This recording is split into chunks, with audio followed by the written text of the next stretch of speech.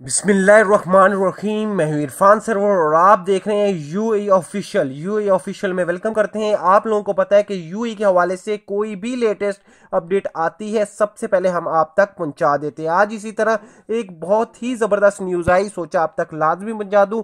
जितने भी मेरे इंडियंस, बांग्लादेशी या पाकिस्तानी भाई वहां पे काम करते हैं, ये खास तौर पे वीडियो हम उनके लिए बना रहे हैं। स्पेशली तौर पे वीडियो पूरी देखिएगा और इसको अपने दोस्तों के साथ लाजमी शेयर कर दीजिएगा।